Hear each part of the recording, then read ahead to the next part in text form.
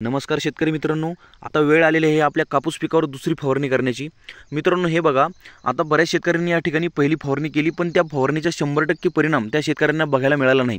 कारण मित्रांनो हे बघा, व्हिडिओमध्ये तुम्हाला दिसत आहे आतापर्यंत सूर्यनारायण उगवलेलेच नाहीत। म्हणजे या खराब वातावरणामुळे पहिली फवारणी या ठिकाणी 100% फेल गेलेली आहे।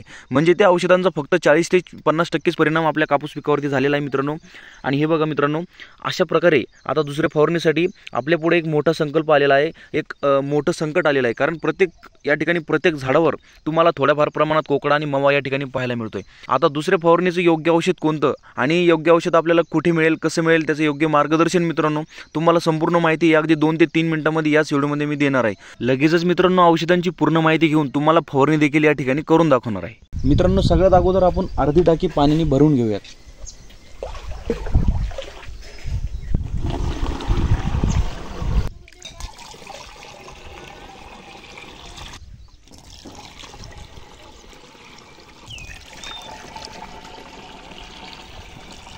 मित्रांनो व्हिडिओमध्ये दाखवलेले हे तिन्ही औषध तुम्ही एकदा बघून घ्या। कॅमेरा मी जवळ आणलाय तुमच्यासाठी। मित्रांनो हे बघा, हे डेकोरेस नावाचं औषध आहे, हे यमराज नावाचं औषध आहे आणि मित्रांनो हे मायक्रो ग्रोवर नावाचं औषध आहे। मित्रांनो हे 3 औषधं कृषी विभागाने सुचवलेले एकदम व्यवस्थित औषध आहेत, जे आपल्या सरकीचा कोकडा आणि मावा 100% दूर करणार आहेत। आता मित्रांनो या औषधांची मांडणी आणि औषधांचं मिश्रण कशा प्रकारे आपण लगेच लक्षात घेऊयात। मित्रांनो हे तुमच्या समोरचे झाकण दिसतं, हे 30 ml चं झाकण आहे।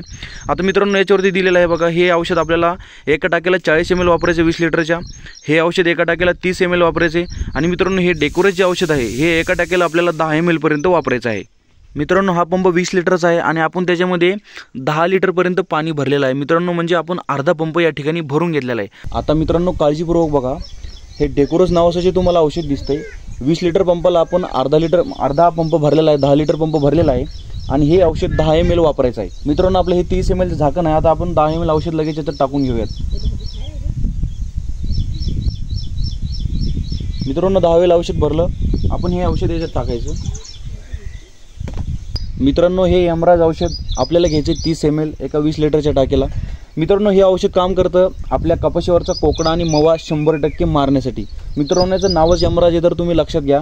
15% पर्यंत मित्रांनो याच्यामध्ये लिक्विड फॉर्ममध्ये जे मेन मिनरल असतं ते वापरलं जातं आणि याच्या मार्फत मित्रांनो आपल्या सरकीचा कोकडा आणि मावा 100% दूर होतो। मित्रांनो हे 30 ml घ्यायचं आहे, आपलं झाकण 30 ml चं आहे, आपण फुल भरून एक झाकण टाकून देऊयात।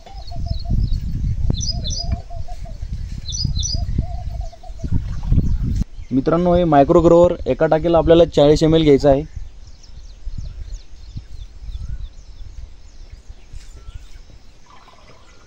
मित्रांनो अशा पद्धतीने तुम्ही संपूर्ण मिश्रण टाकीमध्ये टाकून घेतल्याच्या नंतर व्यवस्थितपणे फवारणी करायची आहे मित्रांनो। आणि लक्षात घ्या, फवारणी करायच्या टायमाला थोडंसं ऊन जरी नसलं तरी काही अडचण नाही, तुम्ही कधी पण त्याची सर्वसामान्य मित्रांनो सकाळची वेळ चांगली राहील फवारणीसाठी तुमच्या।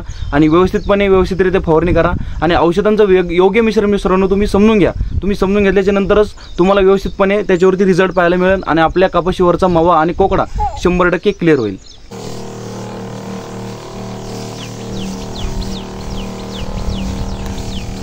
मित्रांनो काळजीपूर्वक आणि व्यवस्थित फवारणी केल्याच्या नंतर तुम्हाला नक्कीच मित्रांनो त्याच्यामध्ये 100% फरक या ठिकाणी पाहायला मिळणार आहे।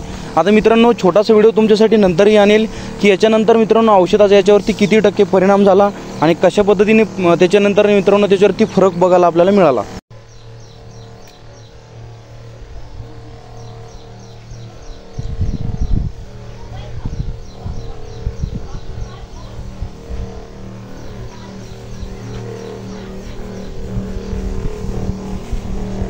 मित्रांनो अशाच व्यवस्थित पद्धतीने तुम्ही फवारणी करून घ्या आणि 100% परिणाम तुम्हाला या ठिकाणी मित्रांनो बघायला मिळणार आहे। अशाच प्रकारच्या नवीन व्हिडिओसाठी मित्रांनो आपल्या अरविंद ॲग्रोटेक चॅनल सबस्क्राईब करून टाका। मित्रांनो शेतकऱ्यांच्या हक्काचं चॅनल आहे। आणि सर्वात महत्त्वाची बातमी मित्रांनो, फवारणी करताना तोंडाला मास्क वापरलं तर कधीतरी चांगलं मित्रांनो, कारण कायम चांगलं असतं। मित्रांनो मी व्हिडिओमध्ये तोंडाला मास्क वापरलेला नाही आहे, कारण मित्रांनो मला याचा इफेक्ट होत नाही, पण मित्रांनो बऱ्याच जणांना औषधांचा साईड इफेक्ट होत असतो मित्रांनो। त्याच्यामुळे तुम्ही सावध राहा आणि सावधानीनं औषध मारा, औषध फवारणी करा। काही मित्रांनो औषधांचे परिणाम होत असतात, त्यामुळे दुष्परिणाम शेतकऱ्यांवर झाले नाही पाहिजे। त्यामुळे मित्रांनो तुम्ही या ठिकाणी मास्कचा वापर करूनच औषध फवारणी करा।